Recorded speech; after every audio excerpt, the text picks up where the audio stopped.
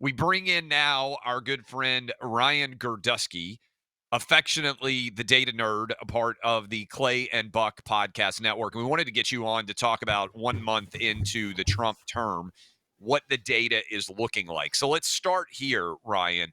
Are you surprised purely from a, just kind of analytics perspective by how much ground Democrats have given Trump to go after whether it's men and women's sports, whether it's going after waste and fraud in the government, how much ground they've given him that is actually very, very popular with large swaths of the American voting public, Democrat, Republican, and independent? Does it seem like a calculated error by you on the side of the Democrats? Yeah, I talked to actually Marjorie Taylor Greene on my podcast on your network, Numbers Game, on the iHeart network, and we talked a bit about how the conversation around Doge, especially, is two separate conversations people are having, and the concern over spending, over deficit spending, over the debt, kind of supersedes that over data and protection and Elon Musk. Now, Elon Musk is not a popular figure in almost every single poll. Most Americans do not like Elon, and they feel very uncomfortable with how much influence Elon has, but that has not affected Trump himself. Trump is at his most popular he's ever been. In the new CNN poll that came out today, he's at 47% favorability, 51% unfavorable, which is not bad. It's 5 points better than it was in 2017 at the same exact time. And that is primarily because younger people have a 9 point bounce in favorability towards Trump, minorities have a significant bounce towards Trump, and men have a significant increased support for Trump.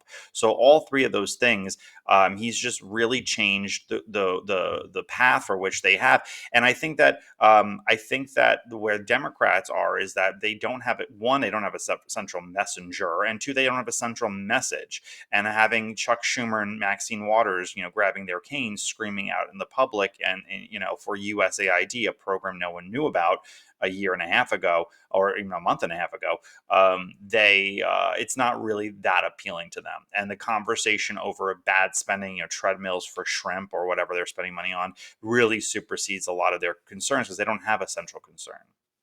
Hey, Ryan, good to have you with us as always, and congrats on the success of the podcast. The Thank people you. who listen love it. It's been great, the numbers game.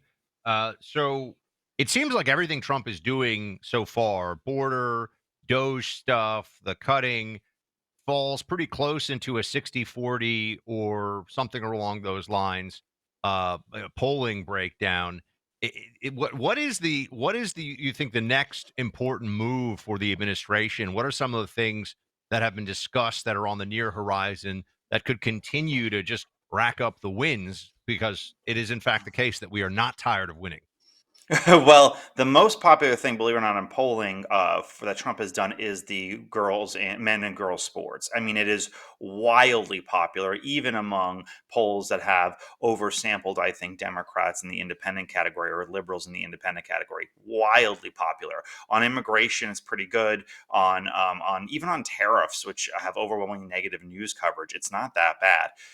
The only negative thing that they have that Democrats have that is actually getting some traction is Elon Musk news. And that's why I think you're going to hear a lot more of it. And he will be the central character more so than even Donald Trump himself as far as attack goes. When it comes to Trump, the economy has to be the next thing because that's actually where a lot of people are waiting for this magical recovery to start. And inflation numbers are still moderately high. Obviously, it's only been a month, so I'm not blaming Donald Trump for that. But this major tax budget that's coming out that's supposed to sit there and reduce and tax on tips and tax on overtime and tax on social security, that may be a big boost to the middle class and the working class. And if that happens, then that's, I think, the central thing that Trump is there and rallies around. But that is really where he's got to get more of control over his the economy, because it was his strongest issue going into this election, and or second strongest, immigration, but one of his strongest issues going into this election, and he's really got to make good on it. And a lot of it's out of his hands, like the price of eggs because of the avian flu, but he's got to sit there and start really leaning heavily into it. The economy should be stronger on his list, according to most of these polls, and it's not. And part of it's out of his hands, but he's got to really, really increase the effort. Just real quick, Ryan, I think, and the team fact check me on this if I'm incorrect, but the Cash Patel voting has been happening, and I think Mitch McConnell just voted yes on cash. We had been told that it was going to be a no, or that was the reporting. How do you see the positioning of some of these senators who have been recalcitrant about some of Trump's nominees up to this point? They've some of them have gone with it, some of them haven't. I guess for Maine, it's the best we can do to have Susan Collins the way she is. But how do you see the way the Senate has responded to these nominations so far? And what do you think about if Cash gets Mitch voting for him? Is that a surprise to you? Yeah, I was actually surprised by that information. I mean, Susan Collins, I think, is the only Republican who voted no the first time around. And Collins did vote for Tulsi. She did vote for RFK. She has a really good relationship with Senate Vice President J.D. Vance when they were senators together. So Vance really trying to meet with her and help with getting Tulsi over the finish line, I think, made a big impact. McConnell also announced today this is his last term. No one is surprised by that. He's had a lot of health issues, and I'm not, wishing him any ill for that. But he has had a lot of health issues. I think that McConnell is making his legacy right now, and he's hoping that his legacy is that he will be the voice of reason in an era of MAGA when the history books are written. I think that that's what he's hoping his legacy will be. And he doesn't like Donald Trump. He's never liked Donald Trump, and he's come out on the losing side of the Republican political revolution. So he's doing what he thinks is his last stand. Curtis is a very moderate Republican. He'll probably be the leader of that. This is Curtis. Senator Curtis is from Utah. He took over for Mitt Romney. Lisa Murkowski is Lisa Murkowski. No one particularly cares for her. But even Senator Cassidy, who voted to impeach Donald Trump, has voted for all of his people now that he's going into a very tough reelection fight that he's not doing very well in the early polling for. So I think a lot of it is sitting there and saying we have to capitulate, we have to work. I mean, it would not be shocking actually if we turn back time and Matt Gaetz sat instead in the position if he would have actually gone through by how much people have sat there and changed their minds and capitulated towards getting Trump's the administration that he wants. Kash Patel, he did a lot. He said he was on a lot of kooky podcasts in 2021, 2021, but he has a very, very astounding career in the FBI. So maybe him and McConnell had a meeting and he told him his credentials, and that was enough to win McConnell over. We're talking to Ryan Girdusky. Ryan, big discussion of late about the Democrats hemorrhaging support with men. You mentioned the trans sports issue, that is men identifying as women. Men are like 90-10 on that, 95-5. But Right. CBS even had it, and I had not seen this in a long time.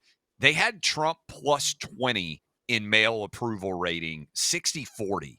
How much of it, and you may have seen me talking about this last week at the University of Chicago. How concerned do you think Democrats should be about their loss of support among male voters? I mean, Democrats have a fundamental branding problem, and it's a branding problem where they are the HR party. They're the ones who are going to turn you in for, anything you possibly do wrong. It is a cultural loss, the likes we haven't seen in decades.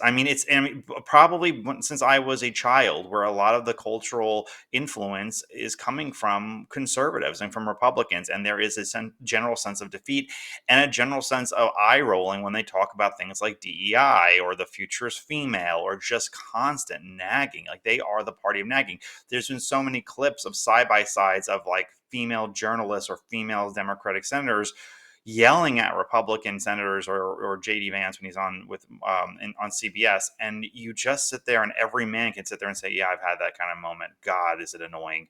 I think that is part of their problem as a brand and as a party brand, and I don't think that AOC is the salvation for it, and David Hogg is not the answer for it. Maybe John Fetterman is. I'm not even making a joke, but it's who has come up and asked to lead the party is not that.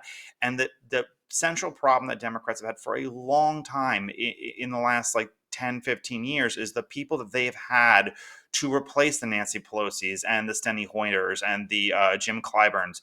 They're for the most part insane. Like, they went to the mental institution as their reinforcements, and that's who they have to lead the party.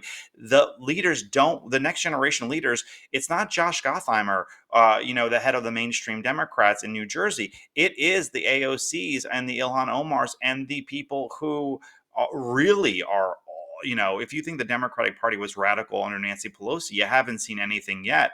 So until you get a hold of that, and until centrist Democrats are voting in primaries in huge numbers to really offset that, and kick out the loudest voices in the room, I don't know. A BuzzFeed culture is not the one that's going to sit there and lead the Democratic Party to salvation. And that's who they have as their next leaders. Ryan's podcast is It's a Numbers Game. It's up in the Clay and Buck Podcast Network. You guys should all check it out. He does a great data breakdown, a lot of political analysis. Ryan knows the ins and outs of that backwards and forwards. Ron, before we let you go, Clay loves to make far out predictions, and we have Yes. to always flag it and see.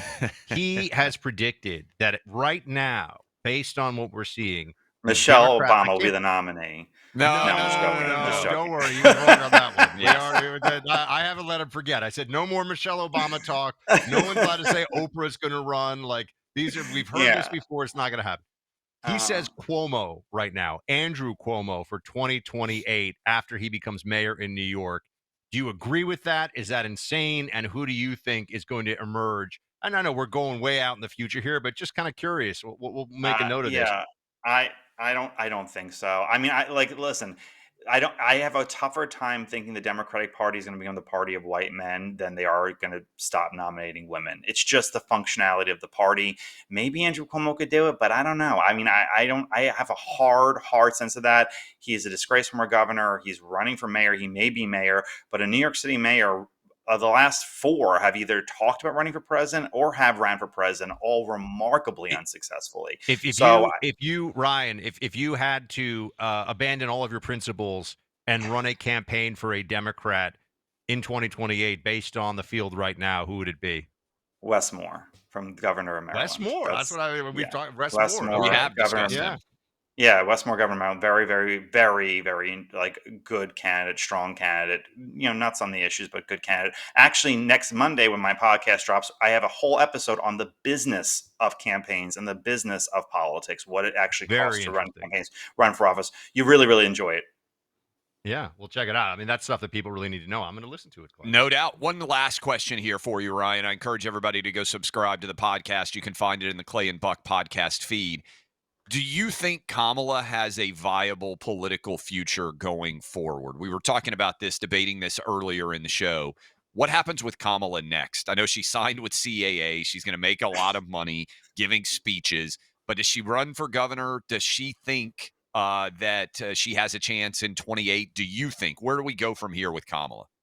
I mean, the joke in me sits there and says her future is at AA. But I mean, the thing is, I think that she has.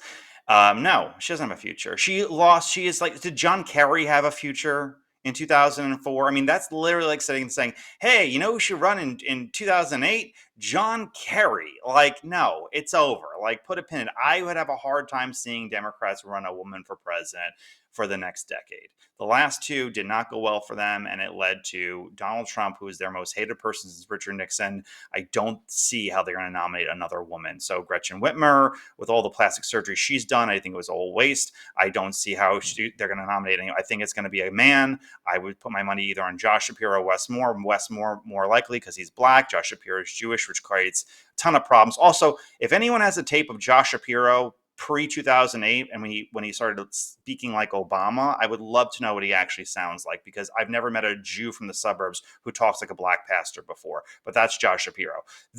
But that's who I would put my money on. They're going to sit there and pick a centrist Democrat man. They're not going to pick a woman. I have a hard time seeing them pick a white guy. It's a party that has told white men forever, you are the problem behind every civilizational issue and problem, and you're problematic. I don't see how they're going to get the rest of it. We got to go to Ryan's podcast, everybody. It's a numbers game on the Clay and Buck Network. Ryan Girdusky, great to have you. We'll talk to you soon.